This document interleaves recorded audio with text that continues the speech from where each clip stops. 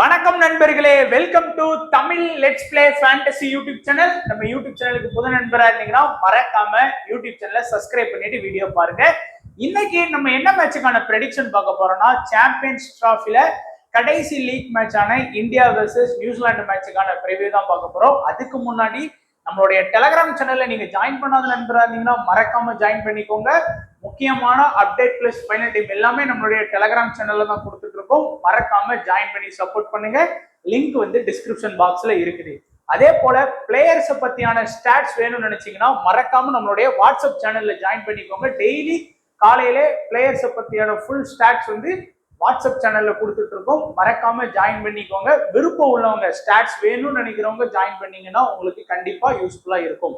அதே போல நீங்க இன்னமும் ஃபேண்டசி எக்ஸ்11 ஆப்ல ஜாயின் பண்ணாத நண்பரா இருந்தீங்கன்னா ஜாயின் பண்ணிக்கோங்க. இந்த particular match India versus New Zealand மேட்சுக்கு அவங்க தரப்புல இருந்து நமக்கு ஃப்ரீ கிவ் அவே கான்டெஸ்ட் கொடுக்குறாங்க. ஸோ யாரெல்லாம் இது வரைக்கும் எக்ஸ்11 ஆப்ல ஜாயின் பண்ணலையோ ஜாயின் பண்ணுங்க.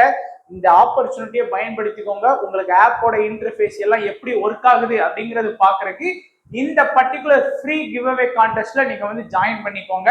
அதுக்கப்புறம் கூட நீங்க உங்களுக்கு பிடிச்சிருந்தா கண்டினியூ பண்ணி நீங்க ப்ளே பண்ணிக்கலாம். பட் மறக்காம எல்லாருமே ஜாயின் பண்ணிக்கோங்க.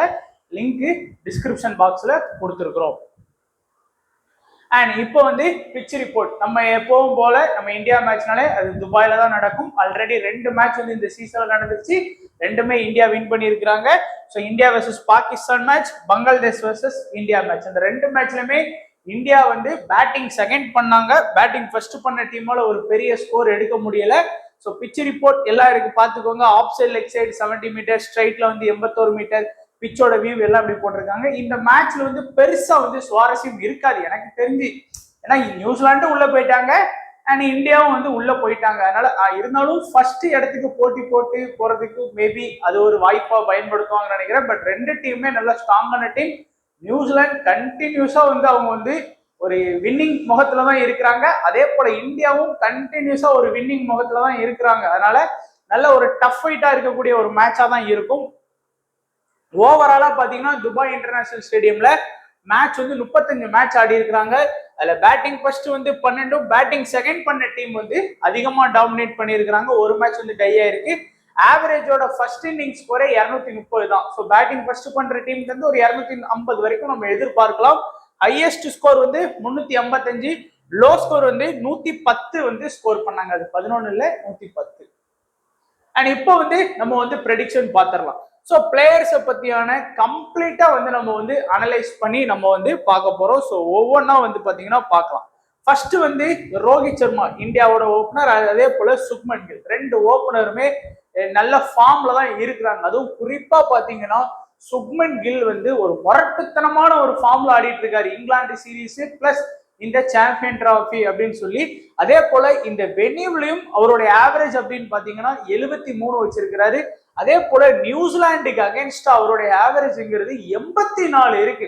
ஸோ இந்த ரீசன்ட் ஃபார்மு, அதுக்கப்புறம் வந்து இந்த வென்யூல, அதுக்கப்புறம் நியூசிலாந்துக்கு அகைன்ஸ்டா 3லயுமே சுப்மன் கில் வந்து ரொம்ப ஸ்ட்ராங்கா இருக்கிறதுனால நீங்க கண்டிப்பா ஒரு 10 டீம் போடுறீங்க அப்படின்னா ஒரு 8ல இருந்து 9 டீம் வரைக்கும் நீங்க வந்து சுப்மன் கில்லு கிட்டக்கு இம்பார்ட்டன்ஸ் கொடுக்கலாம். ஏன்னா கண்டிப்பா பாத்தீங்கன்னா சுப்மன் கில்லு கிட்ட இருந்து ஒரு 40+ ரன்னோ ஒரு 50+ ரன்னோ நம்ம வந்து கண்டிப்பா எதிர்பார்க்கலாம். ரோஹித் சர்மா வந்து திடீர்னு அடிப்பாரு, திடீர்னு அடிக்க மாட்டாரு. ஒரு பவர் பிளேல வந்து கான்ட்ரிபியூட் பண்ணக்கூடிய ஒரு ஓப்பனர். அந்த பவர் பிளேல நல்லா ஆடுவாரு. ரீசெண்டா ஒரு 41-20 அடிச்சிருக்காரு. அகைன் இந்த வென்யூல அவருக்கு ஒரு நல்ல ஸ்கோர் இருக்கு. ஒரு 44 அப்படிங்கிறது ஒரு நல்ல ஆவரேஜ் இருக்கு. ஆனா நியூசிலாந்து கிட்ட கொஞ்சம் கம்மியான ஒரு ஆவரேஜ் தான். ஒரு 37 தான் வச்சிருக்கிறாரு. நியூசிலாந்து கிட்ட எப்பவுமே ரோஹித் சர்மா கொஞ்சம் லைட்டா வந்து வீக்கா தான் பெர்ஃபார்ம் பண்ணியிருக்கிறாரு.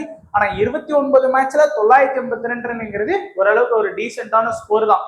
பட் இருந்தாலும் நம்ம ரோஹித் சர்மா கிட்ட இருந்து ஒரு 30 ரன் உள்ள ஒரு 35 வரலாம். அந்த மாதிரி ரன் சொன்னா நம்ம எதிர்பார்க்கலாம். தவிர ரொம்ப ஹை ஸ்கோர் வந்து எதிர்பார்க்கறது கொஞ்சம் கஷ்டம் தான் எனக்கு தெரிஞ்சு. அது போக ஒரு 10 டீம் ப்ரிப்பேர் பண்றீங்க அப்படின்னா ஒரு 5 டீம்ல ரோஹித் சர்மாவை வந்து கன்சிடர் பண்ணலாம். அதுக்கு அடுத்தது ஒன் டவுன் ஆடக்கூடிய விராட் கோலி. விராட் கோலி தான் கொஞ்சம் ஃபார்ம் அவுட்ல இருந்தாரு நினைச்சோம். ஆனா பாகிஸ்தான் கூட அப்படின்னாலே விராட் கோலிக்கு எங்க இருந்து தான் இந்த ரோசோ எல்லாம் வரன்னு தெரியல. பயங்கரமான ஒரு செஞ்சுரி வேற போட்டாரு. இந்த வென்யூலையும் அவருடைய ஆவரேஜ் வந்து பாத்தீங்கன்னா ஒரு சூப்பரான ஒரு ஆவரேஜா வந்து வச்சிருக்கிறாரு.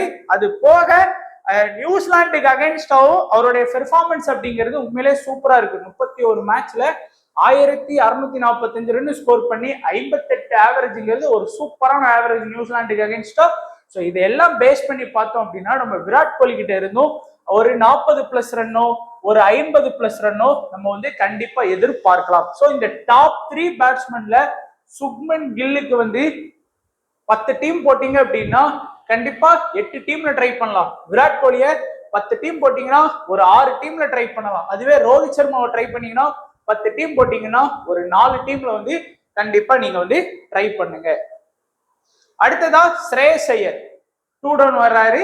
ஒரு டீசென்டான ஒரு பேட்டர். ரீசெண்ட் டைம்ஸ்லயும் பாத்தீங்கன்னா ஒரு டீசென்ட் ஆடி இருக்காரு. இந்த வெனியூலையும் ஒரு 35 ஆவரேஜ் வச்சிருக்கிறாரு. அண்ட் நியூசிலாந்துக்கு அகைன்ஸ்டா 69 ஆவரேஜ் வச்சிருக்காரு. ஸோ நியூசிலாந்துக்கு அகைன்ஸ்டா ஒரு சூப்பரான இன்னிங்ஸ் அவருடைய ஆல் டைம்ல வந்து ஆடி கொடுத்துட்டு இருக்காரு ஓடிஐ ஃபார்மேட்ல. ஸோ நம்மளும் ஸ்ரேயஸ் ஐயர் கிட்ட இருந்து ஒரு கணிசமான ரன் எதிர்பார்க்கலாம். எப்பவுமே ஸ்ரேயஸ் ஐயர் வந்து ஒரு 30+ஓ ஒரு 40+ஓ அந்த மாதிரி வந்து நீங்க கண்டிப்பா ஸ்ரேயஸ் ஐயர் கிட்ட இருந்து எதிர்பார்க்கலாம். அதே போல ஒரு 10 டீம் ட்ரை பண்றீங்க அப்படின்னா ஒரு 4 டீம்ல வந்து அவரை வந்து கன்சிடர் பண்ணி பாருங்க. அதே போல Axar Patel batting plus bowling ரெண்டுலயுமே கான்ட்ரிபியூட் பண்ணி கொடுத்துட்டு இருக்காரு. முதல் மேட்ச் வந்து பங்களாதேஷ்க்கு அகைன்ஸ்டா 8 ரன் அடிச்சு 2 விக்கெட், பாகிஸ்தானுக்கு அகைன்ஸ்டா 3 ரன் அடிச்சு 1 விக்கெட். அது மட்டும் இல்லாம ஓவரும் ஒரு கணிசமான ஓவர் பவுல் பண்றாரு. ஏதோ 4 ஓவர் 5 ஓவர் பவுல் பண்ணாருன்னா கூட ஃபேண்டசி வேல்யூ கம்மியா இருக்குன்னு நினைக்கலாம். ஆனா அவர் வந்து 8 ஓவர் பிளஸ் பவுல் பண்றதுனால ஃபேண்டசி வேல்யூ இன்க்ரீஸ் ஆகுது. ஏன் KL ராகுல் ஹர்திக் பாண்டியாவுக்கு முன்னாடியே வந்து பேட்டிங் வர்றாரு. அதே போல இந்த வெனியூலையும் பாருங்க 2 மேட்ச்ல 11 ரன் பிளஸ் 3 விக்கெட் எடுத்து கொடுத்திருக்காரு. நியூசிலாந்துக்கு அகைன்ஸ்டா 7 மேட்ச்ல ஒரு 80 ரன் கிட்ட ஸ்கோர் பண்ணி 5 விக்கெட். ஒரு மேட்சுக்கு ஒரு விக்கெட் ஸ்கோர் பண்ணாலும் ஒரு 10 ரன் அடிச்ச மாதிரி அடிக்காரு. அதனால கண்டிப்பா இன்னைக்கு மேட்ச்லயும் ஒரு 20 ரன் டு ஒரு 30 ரன் எதிர்பார்க்கலாம். அதே போல 1 or 2 விக்கெட்ஸ் வந்து நம்ம வந்து கண்டிப்பா எதிர்பார்க்கலாம். அதனால கண்டிப்பா அக்சர் படேல ஒரு 10 டீம் போடுறீங்க அப்படின்னா ஒரு 6 டீம் வரைக்கும் நீங்க வந்து கன்சிடர் பண்ணலாம். அடுத்து KL ராகுல் ஒரு பெருசா அவருக்கான பேட்டிங் பொசிஷன் வந்து சரியான டைம்ல வந்து பாத்தீங்கன்னா KL ராகுலுக்கு வந்து கிடைக்கிறது இல்ல. அதே போல வந்து பார்த்தோம் அப்படின்னா இந்த வெனியூலையும் சூப்பரான ஒரு ஆவரேஜ் வச்சிருக்கிறாரு. ஆனா நியூசிலாந்துக்கு அகைன்ஸ்டா ஆவரேஜ் வந்து ரொம்ப கம்மி தான். மற்ற பிளேயர்ஸை கம்பேர் பண்ணும்போது KL ராகுல் கம்மியா தான் வச்சிருக்கிறாரு. பட் இருந்தாலும் ஒரு 10 டீம் போடுறீங்க அப்படின்னா அட்லீஸ்ட் ஒரு 2 டீம்லயாச்சும் நீங்க வந்து KL ராகுல கன்சிடர் பண்ணுங்க. ஒருவேளை இன்னைக்கு எதிர்பாராத விதமா நியூசிலாந்து நல்லா பெர்ஃபார்ம் பண்ணிட்டாங்க, டாப் ஆர்டர்ஸ் கில்லு இவங்களாம் அவுட் ஆகி போகும்போது அந்த 2 டீம் வந்து நமக்கு வந்து ஹெல்ப் பண்றதுக்கு வாய்ப்பு இருக்கு. ஸோ அதனால ஒரு 10 டீம் கன்சிடர் பண்றவங்க அட்லீஸ்ட் ஒரு 2 டீம்லயாச்சும் கன்சிடர் பண்ணிக்கோங்க. அடுத்ததா பார்த்தோம் அப்படின்னா allrounder and bowlers. So Hardik Pandya batting plus bowling இருக்கக்கூடிய ஒரு பிளேயர். லாஸ்ட் மேட்ச் வந்து பாகிஸ்தானுக்கு அகைன்ஸ்டா நான் சொன்னேன். பாகிஸ்தானுக்கு அகைன்ஸ்டானாலே ஹர்திக் பாண்டியாவோட பெர்ஃபார்மன்ஸ் நல்லா இருக்கணும், நல்லா பண்ணார். ரீசன் அவர் பாகிஸ்தானுக்கு அகைன்ஸ்டா அவருடைய ஆவரேஜ்ல சூப்பரா இருந்தது. இந்த வெனியூலையும் அவர் நல்லா பெர்ஃபார்ம் பண்ணியிருக்கிறாரு. அதே போல வந்து பாத்தீங்க அப்படின்னா இந்த நியூசிலாந்துக்கு அகைன்ஸ்டா வந்து அவர் வந்து 14 மேட்ச்ல 274 ரன் ஸ்கோர் பண்ணி 15 விக்கெட் எடுத்திருக்காரு. ஒரு மேட்சுக்கு ஒரு விக்கெட் எடுக்காரு, ஒரு 20 ரன் கிட்ட ஸ்கோர் பண்றாரு. இந்த வெனியூல 2 விக்கெட். அது வந்து 28 பெருசா ஆச்சரியமா நினைச்சாங்க. ஏதாவது ஒரு கை தப்பு நம்ம ஒரு பட்டம் நமக்கு முன்னாடி வந்திருக்கோம். 2 விக்கெட் தான் எடுத்திருக்கிறாரு. ஸோ ஒரு நல்ல ஆவரேஜ் இருக்கு. ஸோ கண்டிப்பா பாத்தீங்க அப்படின்னா ஒரு 10 டீம் போட்டீங்க அப்படின்னா ஒரு 6 டீம்ல ஹர்திக் பாண்டியாவை கன்சிடர் பண்ணுங்க. ஏன்னா மினிமம் ஹர்திக் பாண்டியா கிட்ட இருந்து ஒரு விக்கெட் எதிர்பார்க்கலாம், பிளஸ் ஒரு 20+ ரன் வந்து கண்டிப்பா எதிர்பார்க்கலாம் நம்ம. அதுக்கப்புறம் ரவீந்திர ஜடேஜா நல்ல ஃபார்ம்ல ஆடினாரு. இந்தியா சீரீஸ்லாம் வந்து பாத்தீங்கன்னா இந்தியா வெர்சஸ் இங்கிலாந்து சீரீஸ் நல்ல ஃபார்ம்ல ஆடினாரு. பட் இந்த பிட்ச்ல பெருசா ஸ்பின்னுக்கு வந்து சப்போர்ட் கிடைக்காதனால அதிகபட்சம் அவர்கிட்ட இருந்து நம்ம எதிர்பார்க்கக்கூடியது 1 or 2 விக்கெட் தான் நம்ம எதிர்பார்க்க முடியும். அதே போலதான் இந்த வெனியூலையும் பாருங்க 6 மேட்ச்ல 8 விக்கெட் தான் ஸ்கோர் பண்ணியிருக்காரு. ஒரு மேட்சுக்கு ஒரு விக்கெட் அந்த மாதிரி தான் ஸ்கோர் பண்றாரு. நியூசிலாந்துக்கு அகைன்ஸ்டாவும் 14 மேட்ச்ல 8 விக்கெட் தான் ஸ்கோர் பண்ணியிருக்கிறாரு. அதையும் ஞாபகம் வச்சுக்கோங்க. அதனால ஜடேஜா வந்து நான் பெருசா நிறைய டீம்ஸ்ல இம்பார்ட்டன்ஸ் கொடுக்க போறதுல 10 டீம் போடுறீங்க அப்படின்னா ஒரு 3 டீம்ல மட்டும் தான் நான் கன்சிடர் பண்ண போறேன். அதே போல ஹர்ஷித் ராணா நல்ல ஃபார்ம்ல ஆடிட்டு இருக்காரு. 2 மேட்சாவே பாத்தீங்கன்னா நல்ல விக்கெட் எடுத்திருக்காரு. இந்த வெனியூல 2 மேட்ச்ல 4 விக்கெட் எடுத்து கொடுத்திருக்காரு. நியூசிலாந்துக்கு அகைன்ஸ்டா பெர்ஃபார்ம் பண்ணல. 10ல ஒரு 5 டீம் வரைக்கும் நீங்க ஹர்ஷித் ராணாவை ட்ரை பண்ணுங்க. ரீசன் வந்து கண்டிப்பா 1 or 2 விக்கெட் வந்து கேரண்டியா எடுத்து கொடுப்பாரு. அதே போல முகமது ஷமி முதல் மேட்ச் 5 விக்கெட், 2ஆம் மேட்ச் வந்து பாகிஸ்தானுக்கு அகைன்ஸ்டா விக்கெட் எடுக்கலனாலும் இந்த வெனியூல 6 மேட்ச்ல 14 விக்கெட், நியூசிலாந்துக்கு அகைன்ஸ்டா 14 மேட்ச்ல 37 விக்கெட் எடுத்து வச்சிருக்கிறாரு. சோ கண்டிப்பா இன்னைக்கு 2 விக்கெட் பிளஸ் எடுப்பார் நம்புறேன். அதனால ஒரு 7 டீம் வரைக்குமே நான் வந்து முகமது ஷமியை வந்து கன்சிடர் பண்ண போறேன் 10 டீம்ல. குல்தீப் யாதவ் நியூசிலாந்துக்கு அகைன்ஸ்டா சூப்பரா பெர்ஃபார்ம் பண்ணி இருக்கிறாரு. 11 மேட்ச்ல 20 விக்கெட், ஒரு மேட்சுக்கு 2 விக்கெட் எடுத்து கொடுத்தாரு நியூசிலாந்துக்கு அகைன்ஸ்டானா. இந்த வெனியூல 7 மேட்ச்ல 13 விக்கெட் எடுத்திருக்காரு. ஸோ இன்னைக்கும் நம்ம வந்து 2 விக்கெட் எதிர்பார்க்கலாம் குல்தீப் யாதவ் கிட்ட இருந்து. அதனாலேயே ஒரு 7 டீம் வரைக்கும் கன்சிடர் பண்ணலாம். குறைஞ்சது ஒரு 6 டீம் வரைக்கும் நீங்க கன்சிடர் பண்ணிக்கோங்க. அடுத்ததா நியூசிலாந்து டீம் வந்து நம்ம பார்க்கலாம். ஸோ நியூசிலாந்து சாதாரணமா நினைக்க கூடாது, நல்லாவே ஆடுறாங்க. ஸோ வில்லங் அவர் தான் வந்து பாத்தீங்கன்னா ஓப்பனிங் பண்ண போறாரு. முதல் மேட்ச் வந்து சூப்பரா ஸ்கோர் பண்ணி கொடுத்தாரு. 2வது மேட்சே வந்து பெருசா அவரால் ஆட முடியல. பாகிஸ்தான் கூட சூப்பரா ஆடாரு, பங்களாதேஷ் கூட பெருசா இல்ல. கான்வே ஒரு டீசென்டான ஸ்கோர் தான் லாஸ்ட் மேட்ச் ஸ்கோர் பண்ணாரு. பட் இதுக்கு முன்னாடி நடந்த ட்ரை சீரீஸ்ல ஓரளவுக்கு வந்து பாத்தீங்கன்னா ஆடி இருக்காரு. அதே போல இந்த வெனியூல 2 ஓபனர்ஸுமே பெர்ஃபார்ம் பண்ணல. அண்ட் வில்லங் வந்து இந்தியா கிட்ட அவருடைய ஆவரேஜ் அப்படிங்கிறது ரொம்ப கம்மி தான். அவர் இதுக்கு முன்னாடி ஆடி இருக்காரு இந்தியா கிட்ட.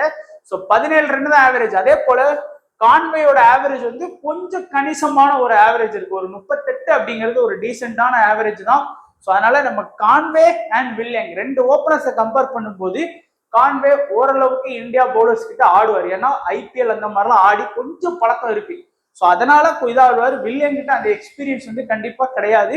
ஸோ ஒரு அதிகபட்சம் வந்து பாத்தீங்கன்னா ஒரு 10 டீம் போட்டீங்கன்னா ஒரு 2 டீம்ல கன்சிடர் பண்ணுங்க. அதே கான்வேய 10 டீம் போட்டீங்க அப்படின்னா ஒரு 4 டீம் வரைக்கும் நீங்க வந்து கன்சிடர் பண்ணலாம்.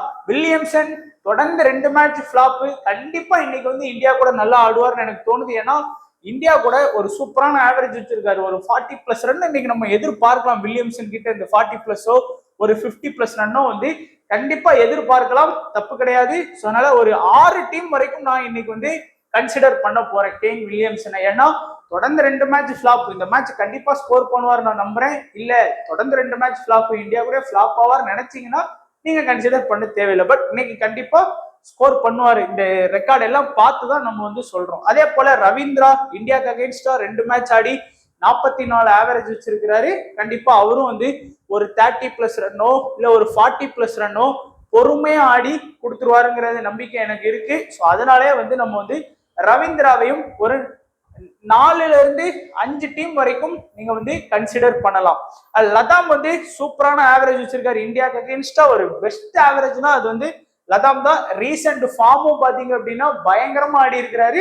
ஸோ கண்டிப்பா லதாம் கிட்ட இருந்து ஒரு 40+ ஒரு 50+ ரன் வந்து நீங்க எதிர்பார்க்கலாம். ஒரு 10 டீம்ல ஒரு 4ல இருந்து 5 டீம் வரைக்கும் ட்ரை பண்ணுங்க. ஏன்னா விக்கெட் கீப்பிங் ஆப்ஷன்ல கேஎல் ராகுல், கான்வே, லதாம் இந்த 3 பேர்ல தான் நம்ம பிக் பண்ணி ஆகணும். ஸோ அதுல லதாம்க்கு வந்து அதிக இம்பார்ட்டன்ஸ் வந்து கொடுங்க. ஏன்னா ராகுலுக்கும் கான்வேக்கும் ஆவரேஜ் பெருசா இல்ல, லதாம்க்கு நல்லா இருக்கு, ரீசன்ட் ஃபார்மும் நல்லா இருக்கு. அடுத்து பிலிப்ஸ் வந்து ரீசெண்ட்ல வந்து சூப்பர் ஆடி இருக்கிறாருன்னு சொல்லலாம். பட் இந்தியாவுக்கு அகைன்ஸ்டா அவருடைய பெர்ஃபார்மன்ஸ்ங்கிறது ரொம்ப கம்மியா இருக்கு. ஒரு 15 தான் அவருடைய ஆவரேஜ் வச்ச மாதிரி வச்சிருக்கிறாரு. இந்தியாவுக்கு அகைன்ஸ்டா பவுலிங்ல விக்கெட் எடுக்கல. ஸோ அதனால இந்த டாப் 6ல பாத்தீங்க அப்படின்னா இன்னைக்கு மேட்ச்ல வில்லியம்சனுக்கு வந்து நல்லா இம்பார்ட்டன்ஸ் எடுக்கலாம், லதாம்க்கு நல்லா இம்பார்ட்டன்ஸ் எடுக்கலாம், ரவீந்திராக்கு வந்து நல்லா இம்பார்ட்டன்ஸ் வந்து எடுக்கலாம். இந்த 3 பேருமே இந்தியாவுக்கு அகைன்ஸ்டா சூப்பரா பெர்ஃபார்ம் பண்ணியிருக்கிறாங்க. அண்ட் ரீசெண்டாவும் வந்து பாத்தீங்கன்னா இதுல லதாம் வந்து நல்ல ஃபார்ம்ல இருக்கிறாரு, ரவீந்திரா ஃபார்ம்ல இருக்காரு. கெயின் வில்லியம்சன் மட்டும்தான் ரீசெண்ட் ஃபார்ம்ல இல்ல. பட் இருந்தாலும் நம்பி ட்ரை பண்ணலாம். ஸோ வில்லியம்சன், லதாம், ரவீந்திரா இந்த 3 பேரையுமே கொஞ்சம் கவனமா பார்த்துக்கோங்க. அடுத்ததா bowlers. So Bracewell, Santner 2 main spinner வந்து பாத்தீங்கன்னா இருக்கிறாங்க. ரீசெண்ட் டைம்ஸ்லயும் மாத்தி மாத்தி விக்கெட் எடுக்கிறது. இவரு விக்கெட் எடுத்தா இவர் எடுக்கிறது இல்லை, இவரு விக்கெட் எடுத்தா அவரு விக்கெட் எடுக்கல அப்படின்னு சொல்லி மாத்தி மாத்தி விக்கெட் எடுக்கிறாங்க. இந்த ட்ரை சீரீஸ்லயும் அதே மாதிரி தான் நடந்தது. நம்ம ஸ்ரீலங்கா சீரீஸ்ல அதே மாதிரி தான் பண்ணாங்க. ஆனா இந்தியாவுக்கு அகைன்ஸ்டா வந்து பாத்தீங்கன்னா பிராட்வெல் வந்து 4 மேட்ச்ல ஒரு விக்கெட் தான் ஸ்கோர் பண்ணியிருக்காரு. ஆனா ஒரு 188 ரன் ஸ்கோர் பண்ணியிருக்கிறாரு. அப்படிங்கும் போது ஒரு 30-40 ரன் வந்து மேட்சுக்கு மேட்ச் இந்தியாவுக்கு அகைன்ஸ்ட் ஆடுறாரு அப்படின்னு தோணுது. அது ஒரு நல்ல ஒரு ஆவரேஜ். அதே போல சாண்டர் பாருங்க 13 மேட்ச்ல 14 விக்கெட், ஒரு மேட்சுக்கு ஒரு விக்கெட் எடுத்து கொடுக்காரு. அது போக ஒரு 263 ரன் அடிச்சிருக்காரு. அப்படிங்கும்போது ஒரு மேட்சுக்கு ஒரு 20 ரன் அடிக்கிறாரு. ஸோ அதனாலேயே இந்த 2 ஆல்ரவுண்டரும் ரொம்ப முக்கியம். ஏன்னா ஒரு விக்கெட் எடுத்து கொடுத்துட்டாரு அப்படின்னா அதுக்கு ஒரு 25 பாயிண்ட், ஒரு 20 ரன் அடிச்சாருனாலே குறைஞ்சது ஒரு 30 பாயிண்ட் வந்துடும். ஸோ ஒரு 55 பாயிண்ட். எப்படி பார்த்தாலும் ஒரு 60+ பாயிண்ட் வந்து போறதுக்கு வாய்ப்பு இருக்கு. Fantasy point Bracewell and Mitchell Santner 2 பேருமே கண்டிப்பா இந்தியா வந்து நியூசிலாந்தோட டாப் ஆர்டர்ஸ் அவுட் ஆக்கிட்டாங்க அப்படின்னா இவங்க வந்து பேட்டிங் ஆடியே ஆகணும். ஸோ பேட்டிங் ஆடக்கூடிய ஒவ்வொரு ரன்னும் நமக்கு வந்து அட்வான்டேஜ். ஸோ கண்டிப்பா இவங்க வந்து 10 டீம் போட்டீங்க அப்படின்னா இந்த 2 பேரையுமே ஆல்மோஸ்ட் ஒரு 7+ டீம்ல வந்து ட்ரை பண்ணுங்க. அடுத்து ஜிமிசன் ஒரு லாஸ்ட் மேட்ச் தான் இறக்குனாங்க. ஸோ ஆடி இருக்கிறாரு இந்தியாவுக்கு அகேன்ஸ்டா ஒரு நல்ல ஆவரேஜ் வச்சிருக்காரு. 12 மேட்ச்ல 22 விக்கெட் வந்து ஸ்கோர் பண்ணியிருக்கிறாரு. மேட் ஹென்ரி ரீசன்ட் ஃபார்ம் சூப்பரா இருக்கு. இந்தியாவுக்கு அகேன்ஸ்டா 10 மேட்ச்ல 16 விக்கெட் வந்து ஸ்கோர் பண்ணியிருக்காரு. வில்லியம் பாத்தீங்க அப்படின்னா 3 விக்கெட் 2 விக்கெட் சொல்லி நல்லா ரீசெண்ட் டைம்ஸ்ல எடுக்காரு. இந்த வெனியூலும் சரி இந்தியாவுக்கு அகேன்ஸ்டாவும் முதல் டைம் வந்து ஆட போறாரு. இந்த 3 ஃபாஸ்ட் பவுலிங்ல என்ன கேட்டீங்கன்னா mat Henry and William. So இந்த 2 பேர்கிட்ட இருந்துமே கணிசமான விக்கெட் 2 விக்கெட் வந்து நீங்க வந்து எதிர்பார்க்கலாம்னு தோணுது எனக்கு. ஏன்னா கண்டிப்பா இந்தியா ஒன்றும் விக்கெட் விடாம ஆடக்கூடிய டீம் கிடையாது. கண்டிப்பா விக்கெட் விடுவாங்க, ஒரு 4-5-6 விக்கெட் விடுவாங்க. ஸோ அந்த இதை வந்து இவங்க வந்து கான்ட்ரிபியூட் பண்றதுக்கு வாய்ப்புகள் அதிகமாவே இருக்குது. ஸோ இப்போ கேப்டன் வைஸ் கேப்டன் லிஸ்ட் பார்த்துடலாம். ஸோ கேப்டன் வைஸ் கேப்டன் பாத்தீங்க அப்படின்னா இந்தியால இருந்து டாப்ல வந்து உங்களுக்கே தெரியும் கண்ணை மூடிட்டு வந்து சுப்மன் கில்லுக்கு வந்து ஒரு best captain vice captain option எடுக்கலாம். அக்சர் படேலுக்கு ஒரு best captain vice captain option எடுக்கலாம். இன்னொரு பெரிய மைனஸ் என்ன அப்படின்னா இந்தியா டீம்ல டாப் ஆர்டர்ஸ்ல நீங்க இன்னொரு வைஸ் கேப்டன் ஆப்ஷன் கொடுக்கணும்னா ரோஹித் சர்மாக்கு மேபி ஒரு விசி ஆப்ஷன் எடுத்து பாருங்க. இல்ல அப்படின்னா அந்த இடத்துல விராட் கோலிக்கு வந்து விசி ஆப்ஷன் எடுங்க. யாராச்சும் ஒருத்தருக்கு வந்து எடுங்க. அது ஆவரேஜ் எல்லாம் பாத்தீங்க அப்படின்னா விராட் கோலிக்கு எடுக்கிறது தப்பு இல்லை. இங்க பாத்தீங்கன்னா பவுலிங் ஆப்ஷன்ல பொறுத்த வரைக்கும் கண்டிப்பா 3 பேருக்கு வந்து கேப்டன் வைஸ் கேப்டன் ஆப்ஷன் கொடுக்கலாம். குல்தீப் யாதவுக்கு வந்து கண்டிப்பா கேப்டன் வைஸ் கேப்டன் ஆப்ஷன் எடுங்க. முகமது ஷமி குறிப்பா ஃபர்ஸ்ட் இன்னிங்ஸ்ல பவுல் பண்ணாருன்னா அதே போல ஹர்திக் பாண்டியாவுக்கும் கேப்டன் வைஸ் கேப்டன் ஆப்ஷன் எடுக்கலாம். ஸோ எல்லாமே small league mini league 10 team போடுறீங்க அப்படின்னா இந்த பிளேயர்ஸ் எல்லாம் கண்டிப்பா கேப்டன் வைஸ் கேப்டனா ரொட்டேட் பண்ணுங்க. அதே போல நியூசிலாண்டை பொறுத்த வரைக்கும் நான் சொன்னது வில்லியம்சனுக்கு வந்து ஒரு பெஸ்ட் விசி ஆப்ஷன் இன்னைக்கு எடுங்க. மேபி அவர் ஸ்கோர் பண்ணாருன்னா ரொம்ப ஹெல்ப்ஃபுல்லா இருக்கும். அதே போல லதாம்க்கு வந்து ஒரு கேப்டன் வைஸ் கேப்டன். அடுத்து பிராக்வெல் சாண்டர் 2 பேருக்குமே கேப்டன் வைஸ் கேப்டன் வந்து கண்டிப்பா எடுத்துக்கோங்க. அண்ட் லாஸ்டா நம்மளுடைய ஒரு small league demo team full and full வந்து ஒரு சேஃபான ஒரு ஸ்மால் லீக் டீம் தான் நம்ம வந்து கிரியேட் பண்ணியிருக்கோம். அண்ட் விக்கெட் கீப்பிங் ஆப்ஷன்ல லதாம் எடுத்திருக்கேன். நிறைய பேர் வந்து பாத்தீங்கன்னா கான்வேயை வந்து எடுத்திருப்பாங்க. ஸோ அது உங்களோட விருப்பம். அடுத்து Shubman Gill, Williamson, Virat Kohli, Hardik Pandya, Santner, Axar Patel, Bracewell, Matt Henry, Shami, Kuldeep Yadav ஒரு பேலன்ஸ்டு டீமா தான் இருக்குது. இதுல நம்ம மிஸ் பண்ணி இருக்கிறது ரோஹித் சர்மா. கொஞ்சம் ஒரு 50% பேர் வந்து ரோஹித் சர்மா வந்து செலக்ட் பண்ணியிருப்பாங்க. அதுக்கப்புறம் வந்து பாத்தீங்கன்னா ரவீந்திர ஜடேஜாவே வந்து பாத்தீங்கன்னா ஒரு 40% பேர் வந்து ட்ரை பண்ணியிருப்பாங்க. ஹர்ஷித் ராணா ஒரு 30% பேர் வந்து செலக்ட் பண்ணியிருப்பாங்க. அந்த 3 பேர் தான் நமக்கு டேஞ்சர். அந்த 3 பேர் பெர்ஃபார்ம் பண்ணாம இந்த பிளேயர்ஸ் கொஞ்சம் நல்லா ஆடிட்டாங்கன்னா கண்டிப்பா நம்ம வந்து வின்னிங் கிடைக்கிறோம். நம்ம ஒரு ட்ரம்ப் கார்டு போட்டோம் அப்படின்னா லதாம் எடுத்திருக்கோம். நிறைய பேர் வந்து கான்வே எடுப்பாங்க. மற்றபடி இது ஒரு பெஸ்ட் டீமா இருக்கும். கேப்டன் வைஸ் கேப்டன் நம்ம சொன்ன ஆப்ஷன் படி நீங்க கொடுத்தீங்கன்னா ஈஸியா வின் பண்ணலாம். ஸோ இதுதான் நம்மளுடைய ப்ரெடிக்ஷன். ஸோ எல்லா ஸ்டாட்ஸுமே இருக்கு. மறக்காம வீடியோவை சப்போர்ட் பண்ணுங்க. எல்லாரும் ஃபுல்லா வீடியோ பாருங்க. வீடியோல ஏதாச்சும் கருத்துக்கள் சொல்லணும்னு நினைச்சீங்கன்னா கண்டிப்பா கீழே கமெண்ட் செக்ஷன்ல சொல்லுங்க. உங்களுடைய ட்ரம்ப் கார்டு யாரு, இன்னைக்கு யார் கேப்டன் வைஸ் கேப்டனா நம்ம ட்ரை பண்ணலாம் அப்படின்னு நீங்க டிஸ்கஸ் பண்ணுங்க கமெண்ட் செக்ஷன்ல. உங்களுக்கும் யூஸ்ஃபுல்லாகும், எனக்கும் யூஸ்ஃபுல்லாகும். ஸோ அதே போல உங்களுடைய ஃப்ரெண்ட்ஸ் யாராச்சும் இதே மாதிரி ஃபேண்டசி நம்மள மாதிரி விளாண்டுட்டு இருந்தாங்கன்னா மறக்காம அவங்களுக்கும் சொல்லி ஜாயின் பண்ண சொல்லுங்க. வீடியோ ஃபுல்லா பார்க்க சொல்லுங்க. ஸோ வீடியோ பார்த்து எல்லா நண்பர்களுக்கும் நன்றி, வணக்கம். தேங்க்ஸ் ஃபார் வாட்சிங் நண்பா.